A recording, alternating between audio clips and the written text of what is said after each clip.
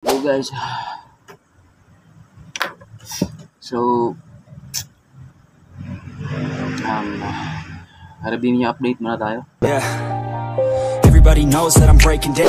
Everybody knows I ain't faking now. Everybody knows my heart's vacant now. Yeah, she hates me now. I made mistakes, but now I don't ever wanna be alone. So, medyo matagal-tagal talaga yung ipon natin sa ating kita. Dahil medyo matumal talaga yung kitaan ngayon sa YouTube. Kaya, wala na ako masyadong upload. Update lang ako sa review natin. Dahil bago lang yung na-freeze. Na-freeze na naman yung nawala na ads. Aking channel, mga videos, walang mga ads. Kaya ngayon, kakabalik lang. So, ginagawa ko pa rin yung tricks ko. Hindi pa rin tayo pa rin tayo tigil. Tuloy pa rin. So, ngayon, may naipon na tayo na $50. May kalahati na tayo. Tuloy lang tayo. Mawala na pag-asa. So, ngayon, yung sahod ko na to, kapag sasahod ako nito, kapag aabot ko ng $100 is ilalaan ko talaga to para sa pinapangarap kong camera na Insta360 X4. So, kailangan nating gumastos at maghanap ng magandang camera talaga.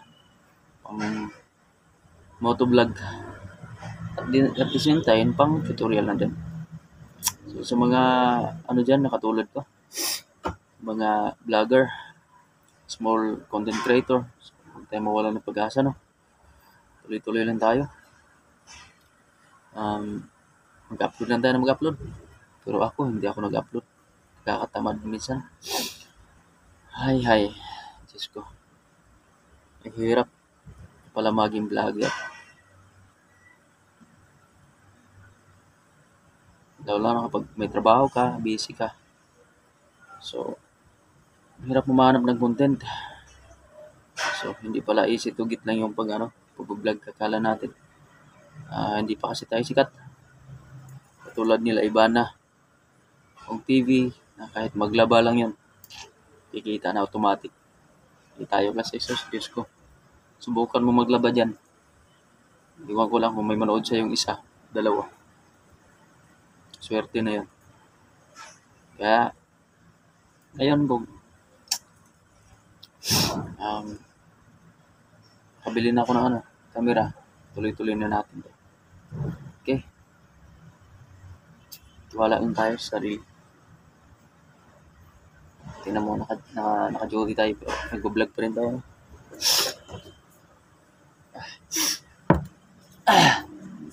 Binigyan ka?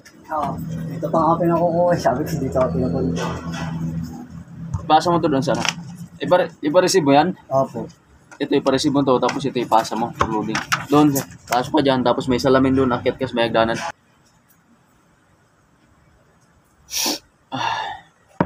So, yun lang. Tuloy lang tayo sa mga bagay. So, experience ko sa pagiging pagbablog. Yes. Kung tatlong beses na na-demonetize yung channel na to.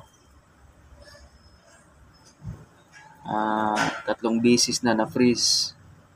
Na may ads naman siya, pero wala talagang na dumagdag. Walang na dumagdag revenue.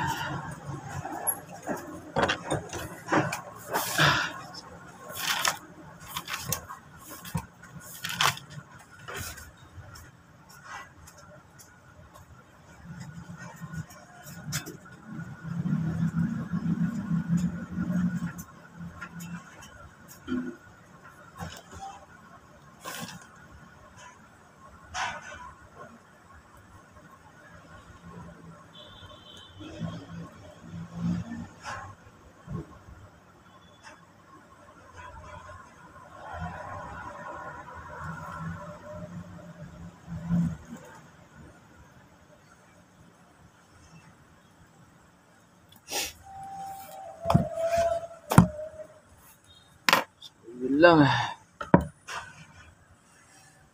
So, 3 beses na yun na-freeze yung aking itong channel na to. So, kahit anong panood ko ng ads, kahit anong gagawin ko, wala talaga siyang madagdag na revenue. So, yung ginawa ko is nag-appeal ako.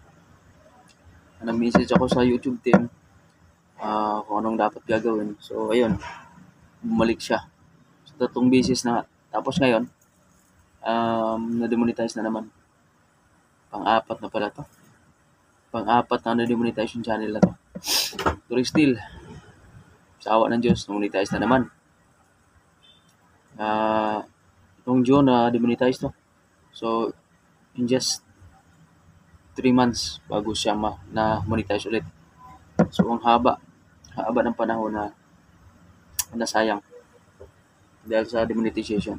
So, ayun, na-monetize na naman siya. So, ginawa ko naman yung tricks ko kung paano palaki ng ating revenue na kahit tayo lang gumagawa. So, ngayon, nabutan ng 1 linggo, nawala na naman ng ads. Ano ba to? Nakapanghina talaga ng loob bilang isang vlogger na hindi sikat. So, ang ginawa ko is, yun na naman.